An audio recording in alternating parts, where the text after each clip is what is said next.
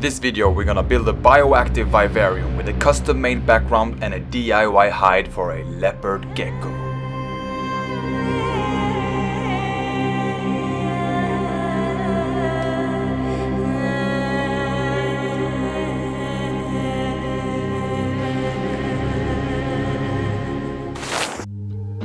I started by measuring the tank size on a piece of styrofoam and cutting it accordingly.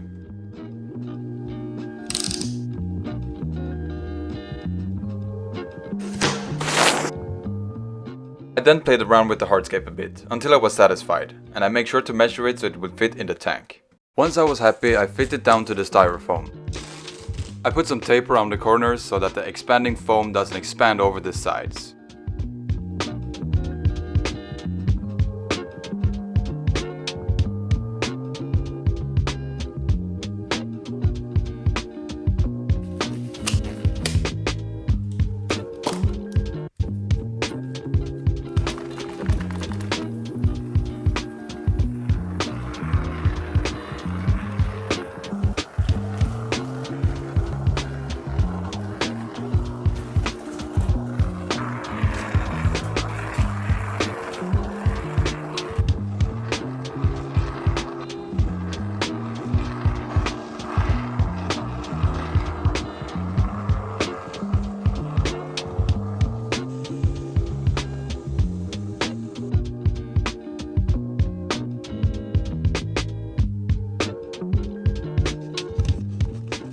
To make the hide, I simply carved a hole in a cheap plastic basket and melted the rough edges.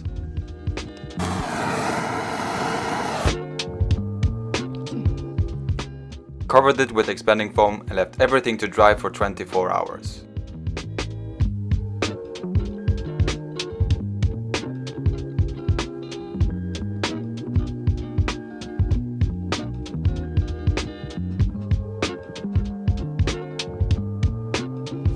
It's been 24 hours, the background is now ready. I'm gonna remove this tape. This is what it looks like. Obviously the background has expanded a bit here, so I need to cut this excess foam. The only problem is that this is going to be visible. I want to cover this with black silicone, and then into the silicone before it cures I'm gonna put some sphagnum moss.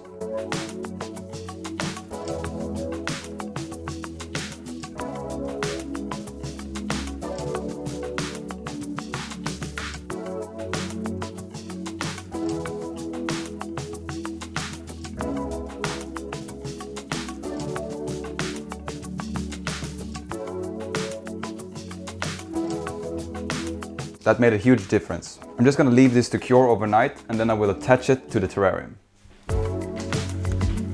Okay, so this is the tank. I think I need to lay the tank on the ground in order to put this on the glass. So let's do that.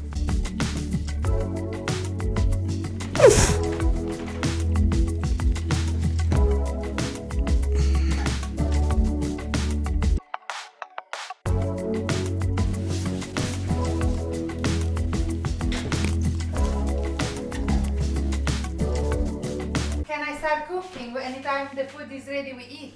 Yeah. What about the cabbage? I don't know what the f to do with that. Just film this from on top here. Actually, do I need to record? Yeah, record.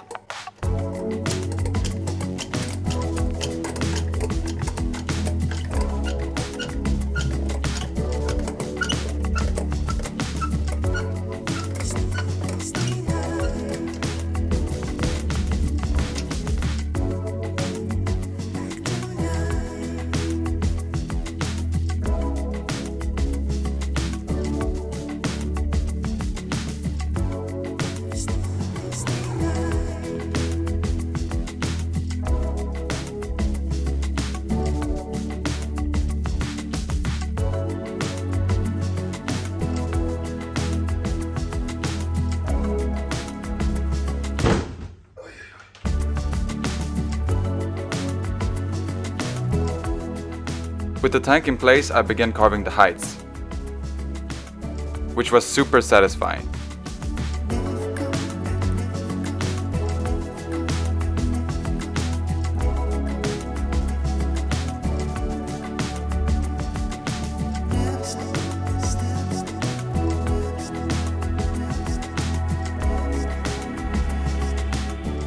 Same thing with the second hide. 1, 2, 3.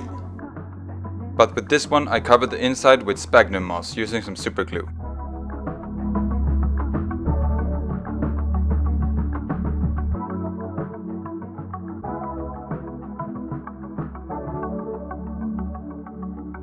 This will be the humid hide for the gecko.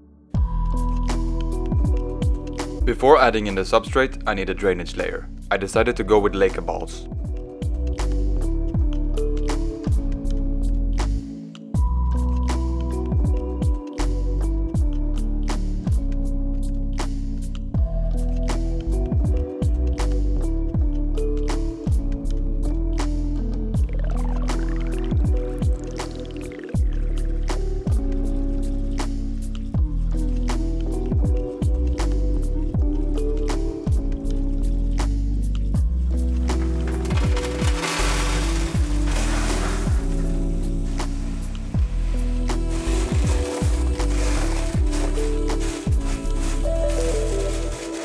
On top of the Leopard balls, I'm gonna add some wheat barrier to stop the substrate from entering the false bottom. With the barrier in place, I can now get started on the substrate, which is a mixture of cocoa fiber, organic topsoil, sand and sphagnum moss.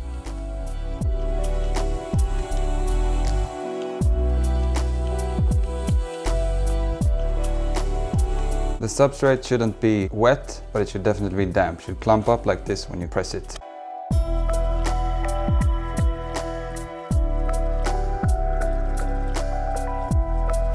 Here's the cave that I glued some sphagnum moss inside. This should go here.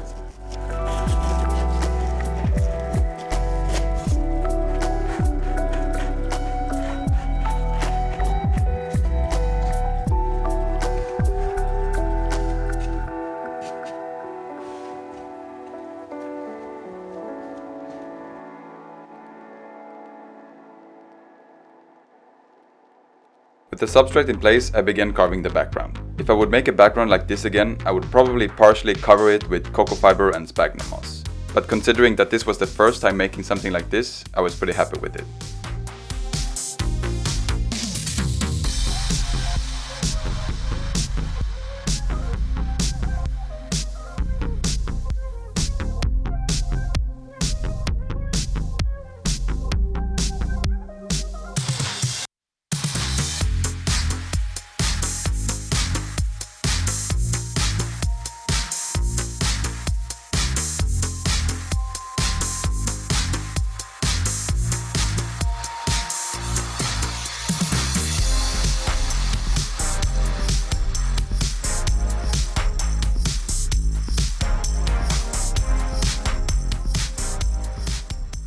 So it's now the next day. Sometimes when you stare at something for too long, you get blind and you just need to go to bed and see it the next day with fresh eyes, which is what I'm doing now, and I think it looks very good. I actually went ahead and added a few rocks here, one here, and one here. And then I added some birch bark inside the substrate so that the microfauna, the isopods and the springtails can have some refuge.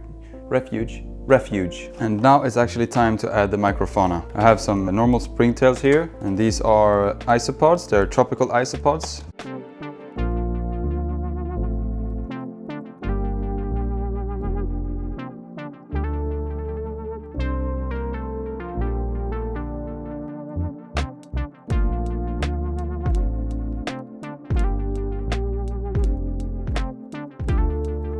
I'm also going to take some of this catappa leaf, break it up into pieces, and just sprinkle it a bit everywhere. I think that concludes our build today. Tomorrow at 5 I will get the gecko. I do need to add a water ball and maybe a calcium dish. Maybe I'll add a UVB light as well. But for now, this is all I can do. Might just add some details here and there. We see how this evolves.